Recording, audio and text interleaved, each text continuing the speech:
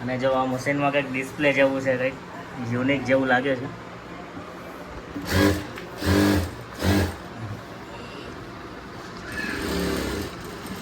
શું શું તમે કામ કરી આપો છો? હું ડ્રેસ બનાવું છું. બીજું? બીજું તો કંઈ નહીં. હા હા. નકર બ્લાઉઝ કે એવું કાંઈ સીવી આપતા હોય તો એવું કાંઈ નથી ને? ના એવું કાંઈ નહીં. હા હા. ખાલી ખાલી ડ્રેસ જ તે? ખાલી ડ્રેસ.